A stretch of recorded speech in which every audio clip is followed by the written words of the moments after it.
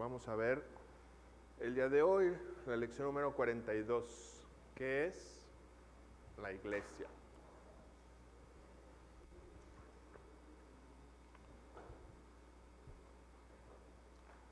Vamos a poner en manos del Señor esta lección, hermanos, para que sea Él el que nos hable, nos enseñe, ¿verdad? Y nos vayamos con una palabra en este día. Bendito Dios, Padre Celestial, te damos gracias porque eres bueno, por este día, Señor, que nos permites estar en tu casa. Dependemos, Señor, de ti, de tu bendito Espíritu Santo. Te rogamos que nos enseñes, Señor, que nos vayamos con una palabra, un aliento, una exhortación, lo que tú tengas para nosotros, Señor. Te lo rogamos que sea tu bendito Espíritu quien aplique a nuestros corazones tu palabra. Nos encomendamos a tu misericordia y a tu gracia. En el bendito nombre de Jesús. Amén. Bueno, hermanos,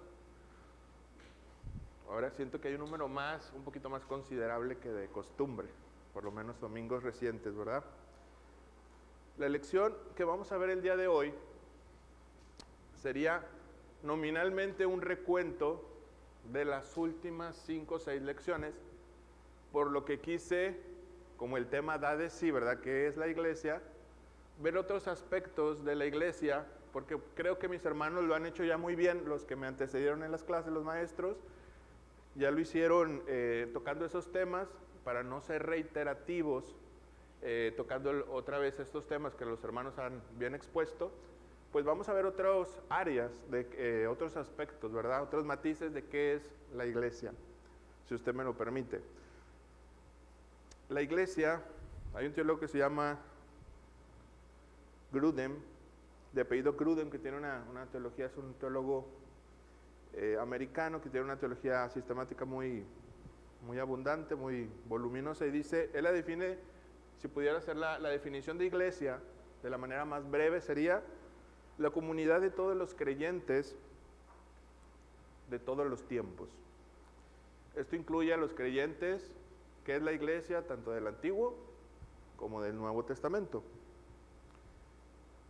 Hay un término en el Nuevo Testamento que es el término eclesia, ¿verdad? Eclesia es, ya por definición, llamados o convocados a una asamblea. El patrón, hermanos, desde el Antiguo Testamento nos damos cuenta que hay iglesia, que no es un término o no es una cuestión por definición que solo empezó en el Nuevo Testamento, sino hay en el Antiguo Testamento. Dice Grudem que en el término eclesia, la versión que se le denomina Septuaginta, que es la traducción griega del Antiguo Testamento, y esta traducción al parecer estaba en tiempo ya del primer siglo, el tiempo de los apóstoles. Ellos usaban o estaban familiarizados con esta Septuaginta, que repito, es la traducción del Antiguo Testamento al griego. Y hay un término cuando el pueblo de Israel era convocado a asamblea o reunión por parte de Dios a través de Moisés, usa una palabra eclesia también, esa traducción. O sea, la traducción del Antiguo Testamento se define también como esos grupos de convocados. O sea, hay un texto, si alguien me ayuda, en Deuteronomio 4:10, esa convocación existía desde el Antiguo Testamento.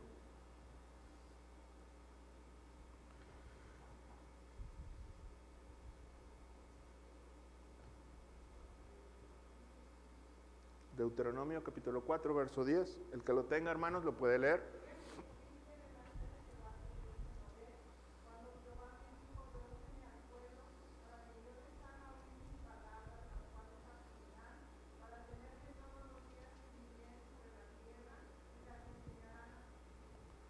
Vemos que desde el Antiguo Testamento Dios es quien convocaba a su pueblo. Y en el Nuevo Testamento Dios sigue convocando a su pueblo y lo sigue edificando por medio de Cristo. Hay algunas metáforas, hermanos, para referirse en el Nuevo Testamento a la iglesia. No sé si usted recuerde algunas metáforas que usa el Nuevo Testamento para referirse a la iglesia. Le digo una. la familia. La iglesia es la familia de Dios. ¿Alguien recuerda alguna otra metáfora que la Biblia usa, sobre todo el Nuevo Testamento, para referirse a la esposa? Muy bien, hermana, cuyo marido es Cristo. Apocalipsis usa otra metáfora que es un nuevo templo cuyos creyentes son piedras vivas, que somos nosotros los creyentes, ¿verdad? Pedro también usa ese término de piedras vivas. Nosotros como creyentes somos esa piedra que Dios va edificando en esa construcción, y al final toda esa construcción, todo ese templo es el pueblo escogido de nuestro Dios. También hay un concepto que es, dice Pablo cuando le escribe a Timoteo, que la iglesia es columna y baluarte. ¿Alguien se acuerda de ese texto? De la verdad. ¿Alguien ahí sí lo escuche? Columna y baluarte de la verdad. También, como dijo la hermana, un cuerpo. La iglesia es local, hermanos, y es a la vez universal. En el Nuevo Testamento se puede aplicar la iglesia desde los grupos más pequeños hasta una definición que implica a veces hasta un continente, porque Pablo dice a la iglesia de Dios que está en Asia, ¿verdad? O puede ser a una reunión pequeña de creyentes en una casa. ¿Alguien nos ayuda con 1 Corintios 16:9? 19, perdón, creo que lo anoté mal. Creo que es 19. Si no, ahorita salimos de dudas. 16, 19.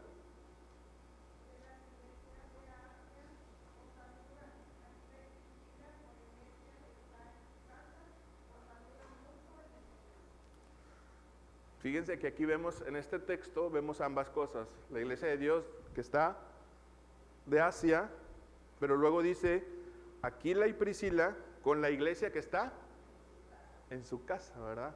Como el apóstol Pablo reconoce la iglesia desde el territorial más grande hasta un grupo pequeño de personas que se reúnen en una casa, como en el primer siglo ocurría, ¿verdad? Que se reunían por cuestiones, digamos, de persecución, etcétera. La iglesia estaba en casas, ¿verdad? En Priscila y Aquila. Creo que en Colosas el apóstol Pablo se refiere a una mujer llamada Apia, que también se reunía la iglesia en su casa, ¿verdad? Entonces vemos desde lo más pequeño, una comunidad podía ser llamada ya iglesia, y una iglesia que estaba en un continente también era iglesia del Señor. Efesios 5:25 se refiere a la iglesia ya universal. Si alguien nos ayuda con la lectura.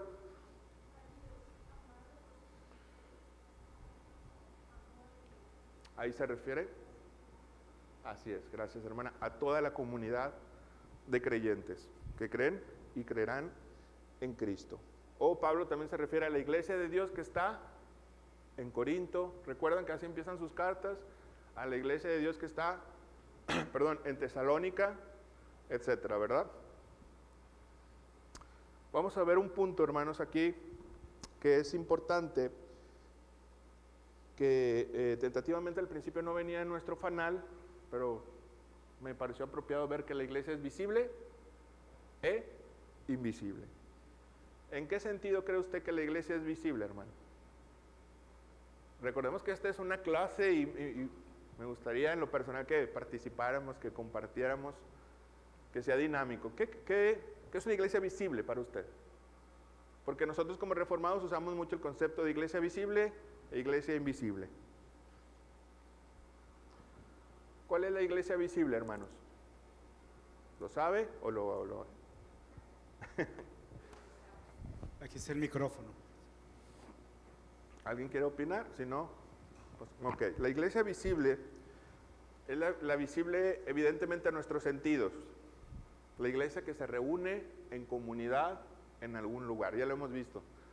Si aplicamos el término del Nuevo Testamento, la iglesia era visible porque se reunía en la iglesia, en la casa de Aquila, o de Priscila, en la iglesia de la hermana Apia, etc. En un lugar la iglesia es visible, porque era una comunidad de hermanos que tenían la fe en nuestro Señor Jesucristo, compartían la misma esperanza, era evidente, ¿verdad? Que se reunían en algún lugar.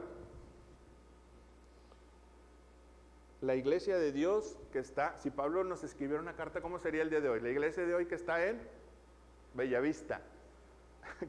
Qué bonito sería, ¿verdad?, ver en la escritura. La iglesia, y así pasaba en la antigüedad, la iglesia de Dios que está en Corinto, la iglesia de Dios que está en Tesalónica. La iglesia de Dios que está en Bellavista es la comunidad, voltea al lado, y esa es la iglesia de Dios de manera visible. Pero aquí vamos a empezar con dificultades, dijo Cantinflas, ya vamos a empezar con dificultades. ¿Cuál es la iglesia invisible, hermanos?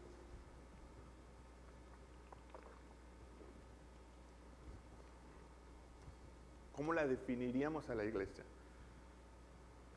Hay mucho silencio sepulcral. Me permite dar la definición que da Juan Calvino al respecto. Dice que la iglesia invisible es aquella que está realmente y vive en la presencia de Dios de manera espiritual. No quiere decir que ya hayan partido a estar en la presencia del Señor, la cual son recibidos aquellos que son hijos de Dios por la gracia, la adopción, son verdaderos miembros de Cristo y son santificados por su Santo Espíritu. Esa es la iglesia invisible. En pocas palabras, la iglesia invisible es visible solamente a los ojos de Dios. Yo puedo ver en comunidad, Pablo también lo veía, la iglesia visible que está en un lugar determinado. La pregunta es, ¿cuánto de aquí es la iglesia invisible? Eso yo no lo sé, usted no lo sabe. ¿Quién verdaderamente está unido a Cristo? Su espíritu mora dentro de él y guarda esa esperanza, pues yo lo veo a usted y usted a mí, pero usted no sabe si yo soy verdaderamente la iglesia invisible. Eso solamente el Señor lo sabe.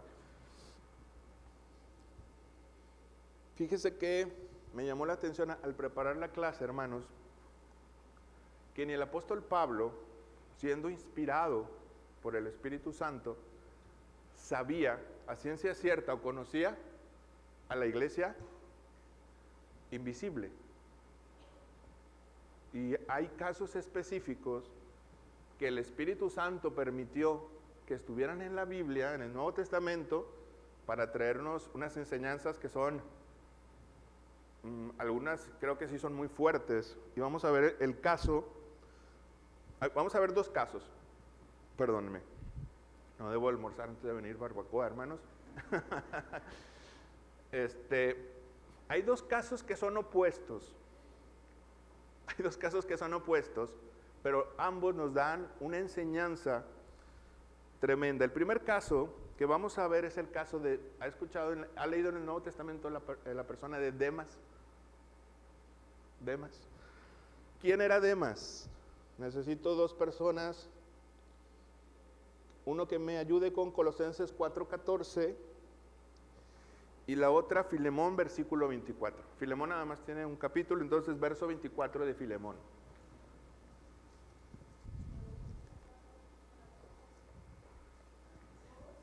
Os saluda Lucas, el médico amado, y Demas. Os saluda Lucas, el médico amado, y Demas. Los estudiosos dicen que cuando Pablo escribe la iglesia de Colosas, es probable que él esté preso en Roma y lo está en un sentido de lo que nosotros llamamos una prisión domiciliaria, en el cual se le permite un ayudante o una o dos personas estaban pudiéndolo ayudar en sus necesidades, ¿verdad? Estando aún preso. Entonces Pablo dice, os saluda Lucas, y ¿qué podemos pensar de un hombre que en prisión o en momentos difíciles estaba al lado del apóstol Pablo? ¿Qué diría usted de él? ¿Es un hombre fiel al Señor, misericordioso? ¿Es un creyente como pocos? Porque Demas, estando Pablo en dificultades, él pudiendo estar tal vez con su familia, no sé, la Biblia no relata si era casado, si era soltero, pero podía estar con su esposa, sus hijos, no lo sabemos, ¿verdad? Si tenía a sus padres, etcétera, no nos dice la Escritura, pero él decide estar con el apóstol Pablo. Demas. Filemón, 24.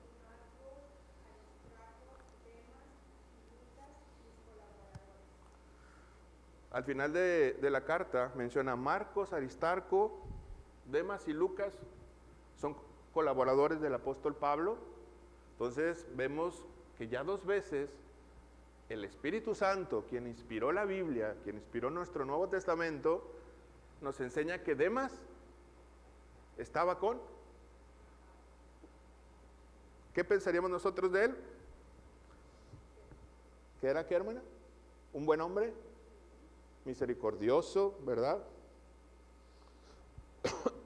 Es probable, hermanos, que no sé, no relata mucho el Nuevo Testamento cuánto tiempo duró Demas con el apóstol Pablo, pero seguramente él vio a Pablo leer la palabra, orar, derramar lágrimas, ¿verdad? Como les escribe a los romanos, os lloro con dolores de parto, por esos judíos que se negaban a aceptar a Cristo como Mesías.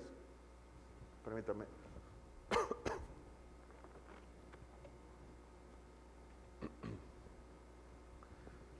Y yo veo a Demas observando a Pablo, su comportamiento cristiano, su preocupación por las iglesias que él había evangelizado apenas años atrás. Imagínese, si era su compañero, lo veía orar, llorar, rogar a Dios por esas almas que habían sido alcanzadas. ¿Perdón? Colaborar con el ministerio, pero alguien podría decir, efectivamente, él es parte de la iglesia invisible, pero miren lo que dice 2 de Timoteo 4:9 y 10.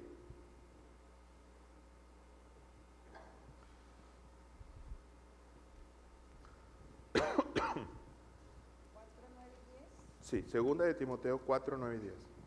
Procura venir pronto a verme, porque Demas me ha desamparado amando este mundo y se ha ido a Tesalónica. Crescente fue a Galacia y Tito a Dalmacia.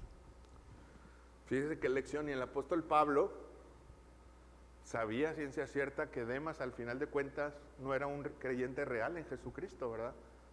Dice, en algún momento Demas, siendo un colaborador, ayudador, servidor de Dios en la obra, ayudante de su siervo, en un momento dado Demas dijo, yo prefiero, dice, amo más, Pablo dice, a este mundo. ¿Qué enseñanza cree que nos deja esto que el Espíritu Santo dejó escrito en la palabra? Quisiera escuchar comentarios, hermano. ¿Qué enseñanza nos quiere dar al estar en las páginas sagradas esta historia de Demas?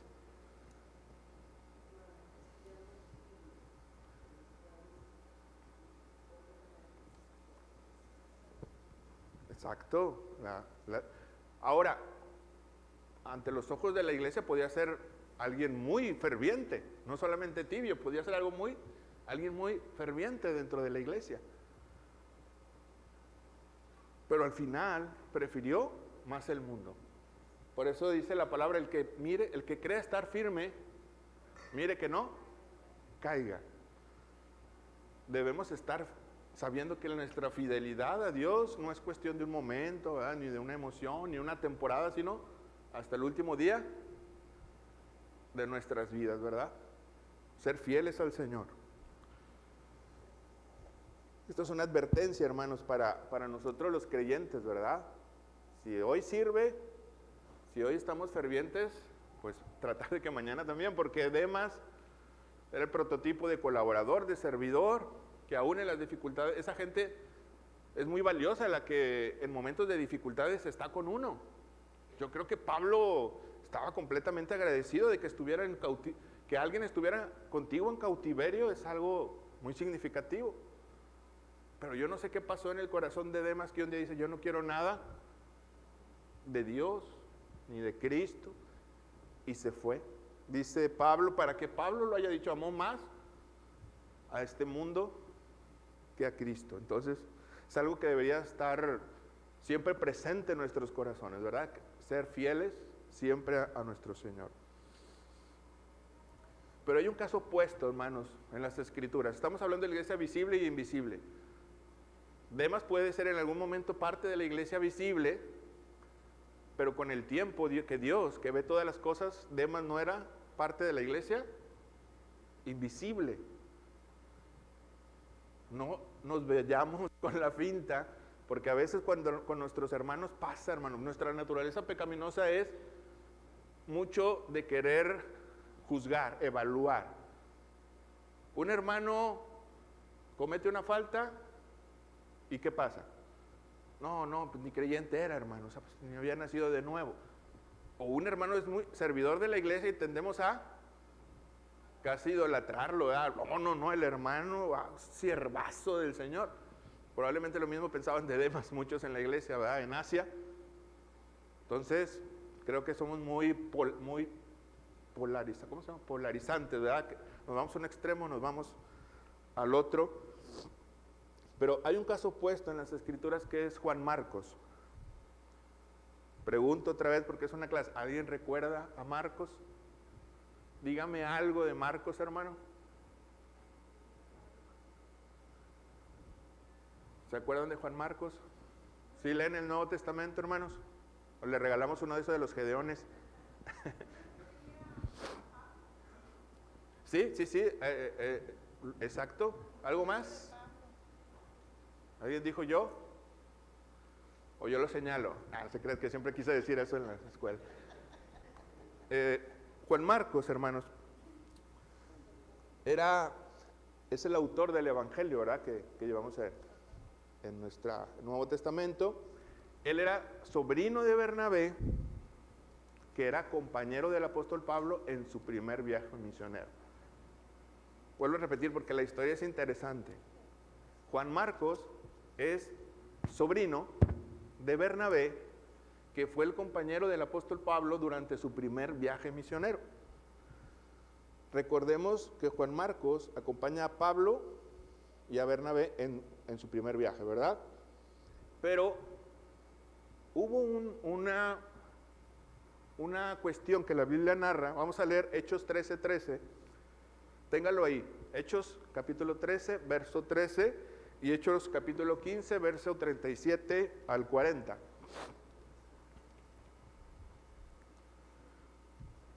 Ahorita lo leemos. Nada más téngalo ahí bien ubicado. En el primer viaje, cuando Juan Marcos, sobrino de Bernabé, compañero de Pablo, realizan su primer viaje misionero, menciona Lucas, escritor del libro de Hechos, ¿verdad? Que por algún motivo que no dice la escritura, Juan Marcos dice, ¿sabes qué? Ya no quiero seguir en el viaje evangelístico por Asia, ya, no sé, simplemente él se aparta. Eso al parecer a Pablo no le pareció muy correcto. Tanto que después el apóstol Pablo, cuando se va a realizar el segundo viaje misionero, y van Bernabé y Pablo a realizar el segundo viaje, le dice, ¿sabes qué? No traigas a a Juan Marcos, porque nos quedó mal en el primer viaje. Nos va usando palabras regiomontanas, nos va a dejar colgados otra vez. Y esta misión es seria, me imagino a Pablo, ¿verdad? Y yo cavilando decía, la iglesia en Jerusalén está ofrendando, la iglesia en Antioquía está ofrendando, está dando, como dice el escritor, hasta lo que no tiene, para que nosotros prediquemos el evangelio, para que este hombre venga y a medio camino nos deje. Pablo a decir, ¿verdad? Pues no lo traigas. Y dice el texto, que dice, fue tal la disputa que dijo, ¿sabes qué? Pues yo me voy con él, vete tú aparte, y Pablo mejor toma a otro hombre llamado Silas para su segundo viaje misionero. Un familiar, o sea, en pocas, Juan Marcos, Bernabé, por el afecto que le tiene a Juan Marcos, siendo su sobrino, pues lo defiende, ¿verdad? Como que bueno, pues nos quedó mal, pero yo creo que otra vez no vuelve a pasar. Y Pablo, no es que no me imagino, ¿verdad? No es que no vuelva a pasar, es que ya no va a ocurrir otra vez. Vamos a leer, hermanos, Hechos 13:13.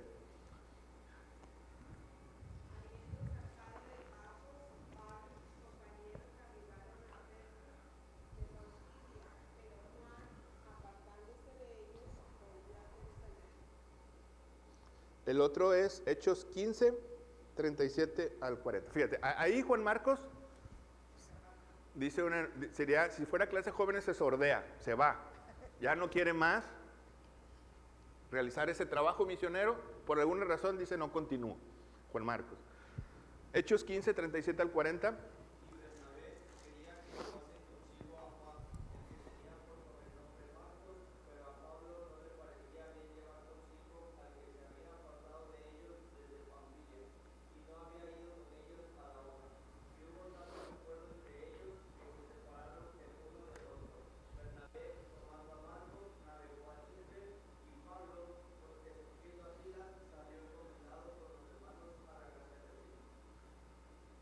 Es penoso lo que pasó, ¿verdad? Pero me encanta que el Nuevo Testamento, a diferencia de otros libros religiosos, es honesto. El Espíritu Santo, quien inspiró la Biblia, es honesto al hablar de las fricciones que hay entre los hombres. Porque no los idealiza, hermanos. La Biblia no es un libro religioso que idealiza. No. Y conocieron al Señor y jamás tuvieron dificultades y vivieron felices para siempre. No enseña el Nuevo Testamento eso. Hombres que lidian con el pecado, con el perdón, con la reconciliación. Es lo que el Nuevo Testamento enseña, porque hemos aprendido eso de Cristo. El perdón, la reconciliación. Hay gente que me va a ofender, probablemente en algún momento yo te voy a ofender a ti, pero nos perdonamos y seguimos caminando juntos. Miren, vamos a seguir. Y le hago una pregunta. ¿Qué pensaríamos, honestamente, si viviéramos en el siglo I de Juan Marcos? ¿Cómo lo etiquetaríamos, hermano? ¿Cómo le diría esto? Sinceramente, no me dé la respuesta santificada. ¿Qué pensaría de Juan Marcos, un hombre que deja a medio camino oye, hermano, pero pues yo di la iglesia dio la ofrenda, se esforzó porque tú fueras a llevar el evangelio y te regresas, hombre? Inmaduro. Qué duro, ¿verdad? Y es probable que Pablo haya pensado exactamente lo mismo. Oye, yo estoy entregando mi vida y tú te regresas como si esto fuera un juego, ¿verdad? Pero por algún motivo que no sabemos, Pablo se regresa Marcos. Y hay algo que aquí, si usted lee el libro de Hechos, hermanos, en lo personal, cuando el Señor me salva a mí, fue leyendo la palabra y yo leía Hechos, ¿verdad? Entonces tengo una preferencia afectiva por el libro de Hechos. Y me llamó la atención lo siguiente. Había una carga afectiva de Pablo con Bernabé. Porque cuando Pablo, el Señor se le aparece y él se convierte, Saulo se convierte en Pablo, lo que conocemos como el apóstol. Él va y visita Jerusalén, pero la iglesia de Jerusalén no le cree. Este es un asesino de hermanos, ¿verdad? Este lo entrega, pide cartas a las sinagogas para que entregara a los hermanos. Este no es como que tenía sus, ¿qué adjetivo podemos ponerle? Tenía sus reservas del apóstol Pablo, ¿verdad? Pero si este consintió en la muerte de Esteban, este entregaba a los hermanos para que los mataran. ¿Cómo que ahora está convertido? Y interviene Bernabé. La escritura, si usted lee el libro de Hechos, Bernabé interviene y dice que lo toma como hermano y lo presenta ante los 12 y les dice, verdaderamente es un creyente, deja que él les cuente su testimonio de cómo yendo a Damasco se le apareció nuestro Señor Jesucristo y le encomendó una misión. O sea, Bernabé interviene a favor de Pablo. Entonces Pablo me imagino que tenía una relación afectiva por alguien que lo defendió en un momento donde la iglesia dudaba de su ministerio. Entonces, separarse de Bernabé era una cuestión también como, oye, pues que le dolió al apóstol Pablo. Es muy probable que le haya dolido mucho. Pero bueno, decía, es que no va a ser otra vez lo mismo. Yo le pregunto, hermano, ¿recuerda cómo termina Pablo? Ayúdeme con 2 de Timoteo 4:11.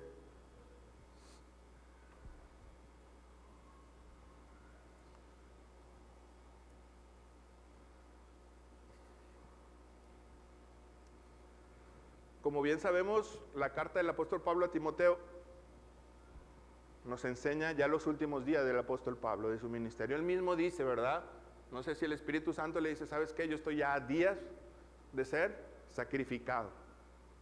Yo ya estoy por ser derramado en libación, dice el apóstol Pablo. O sea, mi sangre está por ser derramada ya en Roma.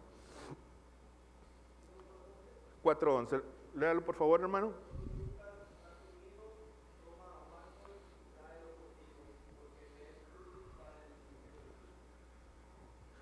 Cuando lo leía me conmovió mucho porque Pablo, cuando está ya preso en Roma, después de haber desechado en algún momento a Juan Marcos, no sé si lo haya enfrentado directamente, ¿verdad? Es probable que sí, el apóstol Pablo le haya dicho y le haya recriminado. Y al final de sus días el apóstol Pablo dice, solo Lucas está conmigo, le dice a Timoteo, toma a Marcos, a Juan Marcos, y tráele conmigo porque me es útil al ministerio. Pero en un momento de su vida pensaba que era inútil por zafarse. Pero el corazón del apóstol Pablo es muy probable que nuestro Señor Jesucristo le haya mostrado el perdón, la reconciliación, y a quien Él desechó en un momento de su vida, antes de ser ejecutado, le sirvió hasta el último, probablemente de sus días. Tráeme a Juan Marcos porque me es útil. Alguien que pensaba que alguien era todo lo contrario. ¿Se alcanzó a qué, perdón? Es probable que sí, pero dentro de eso también implica una reconciliación, ¿verdad? No sé si lloraron juntos, si le pidió disculpas uno al otro. El punto es que esta historia termina con una hermosa reconciliación. Y el que aparentemente, estamos hablando de iglesia visible e invisible, podríamos decir, ya no quiso nada, ya se me fue. Ante los ojos de los hombres, ¿verdad? O a nosotros mismos podríamos decir eso de Juan Marcos. Pero al final de sus días, el Dios de las segundas oportunidades le dio una oportunidad a Juan Marcos para volver y encaminarse, ¿verdad?, en el servicio del Señor. Perdón. Eso pensaba en lo siguiente, hermanos.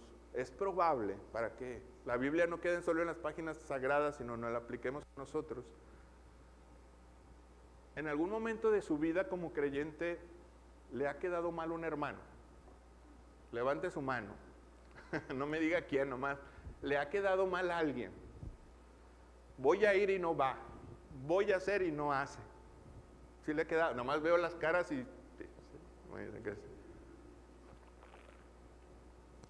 ¿Qué sentimiento le causó, hermano? ¿Reaccionó como Pablo tal vez? Oye, vamos a realizar otro evangelista. No, pero fulanito ya no, siempre dice que viene y no viene. Siempre dice que va y no va. A veces podemos pensar así, no me lo traigas ya. Yo agarro a Silas porque a Juan Marcos ya me hartó. Yo agarro a mi Silas, ¿verdad? Yo agarro a mi hermanito de aquí. Esas desilusiones que a veces llevamos, chascos. Usted no sabe, hermano, si por la gracia del Señor, esa persona que le quedó mal, ocurra como con el apóstol Pablo, que en un momento de apremio, en un momento donde nadie no ve una cara amable, imagínese que ese hermano que estuvo usted en dificultad venga y trate de ayudarlo en un momento de apremio. ¿Qué sensación nos causaría? Trágame tierra, ¿verdad? Oye, pero yo hasta hablé mal del hermano, ¿verdad? Hasta cometí el error de hablarle al hermano fulanito mal de él. Y luego viene, hermano, el Señor me puso que lo bendijera. La torre, ¿qué está pasando aquí? O sea, y vienen las lágrimas y viene ese sentimiento, ¿verdad? Y a veces puede ocurrir, pasó con el apóstol Pablo y esa lección queda en nosotros también. Si le ha pasado algo así, hermano, levante su mano. ¿No? ¿A nadie le ha pasado algo así? Y el hermano es sincero, es honesto. Me gusta esa gente honesta, sincera. Entonces, si hay iglesia invisible, algunas advertencias que no debemos hacer, que debemos hacer, pero evitar, hermanos. Cosas que debemos evitar. Y nuestros ojos se hacen más pequeños de lo que ya son. Y cometió un error el hermano. Eso no es, ¿será o no será creyente entonces?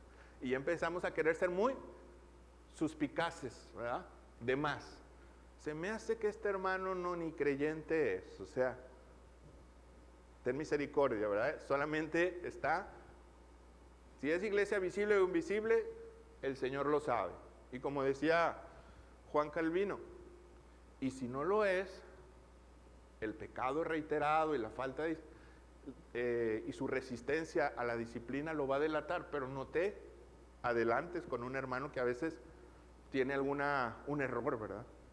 Somos muy dados a sentenciar. Dudamos con facilidad, con ligereza de la salvación de los hermanos, a veces por un error también difícil, un error grande, ¿verdad? Y vemos a la persona y dudamos, pero pues no somos nadie para empezar a dudar de los hermanos. ¿Qué deberíamos hacer, hermanos? Ustedes que son fuertes y se tengan, restáurenlo, ¿verdad? No lo termines de hundir. ¿Alguien, algún comentario, hermanos? ¿Alguna hasta aquí?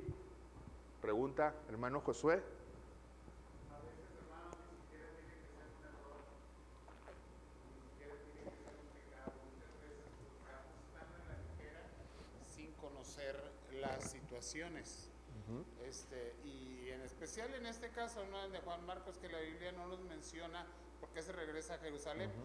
No sabemos por qué se regresó, no sabemos siquiera si en su corazón había un ápice de pecado en ese haber dejado el viaje y regresarse a Jerusalén, si tuvo un problema familiar, si lo mandaron llamar por alguna situación de salud, etc.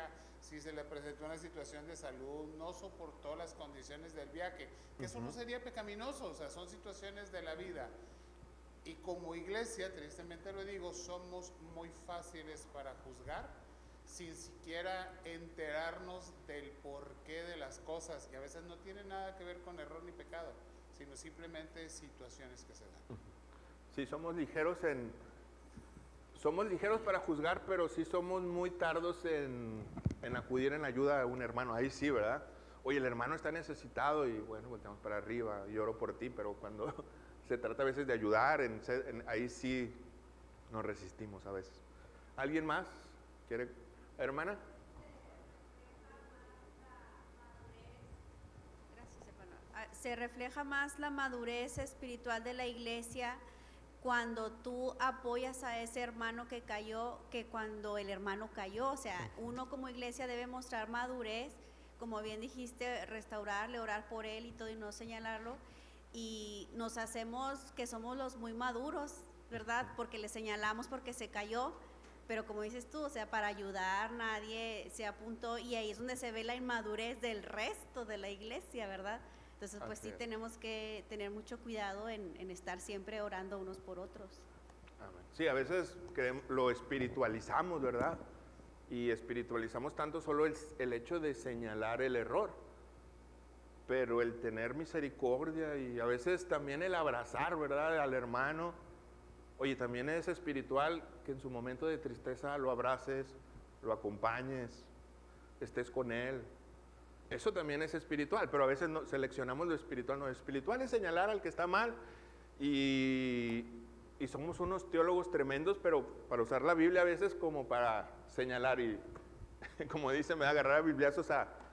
Por cierto, como mi vista no anda muy bien, hermanos, me compré ahorita que dijo el pastor, esta bibliota, letra de 19 puntos.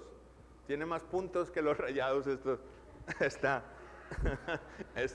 esta Biblia. Pero, hermanos, no se crea si hay algún rayado aquí, hermano. No se crea, estoy jugando. No se crea. Y terminamos con lo siguiente. La Biblia, la iglesia tiene tres dimensiones. La dimensión de servicio a Dios, de servicio a nuestros hermanos y de servicio ¿A quién cree que más?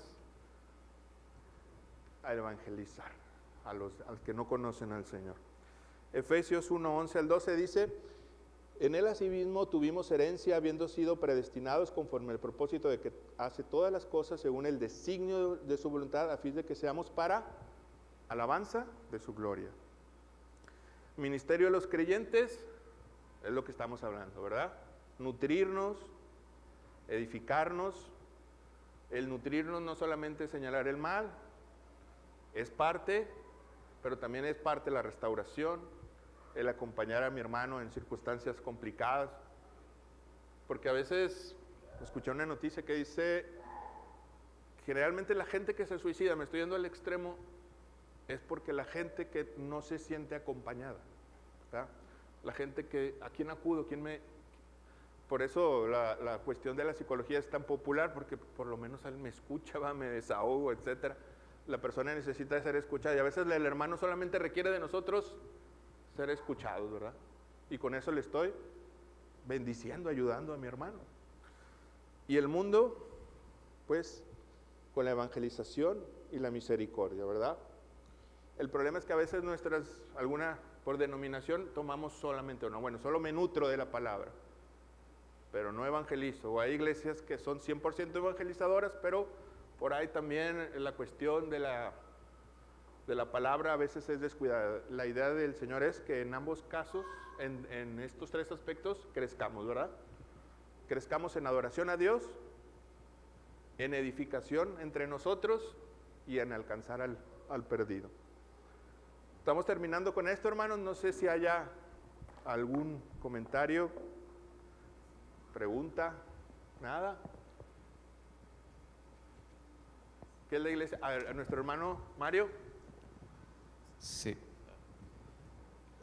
Bueno, sí, bien, es una diferencia bien marcada entre la teoría, entre la iglesia visible y la invisible, con sus respectivas excepciones. Uno como iglesia siempre tiene que tratar a todos como si fueran iglesia invisible.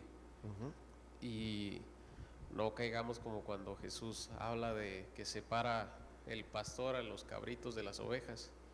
Y dice, ustedes van a heredar el reino porque ustedes me vieron hambriento, desnudo, me vieron necesitado y me acogieron. Y nosotros digamos, caray, ¿cuándo te vimos así? Y bueno, cuando trataste a toda la gente como iglesia invisible, me estabas recibiendo algo.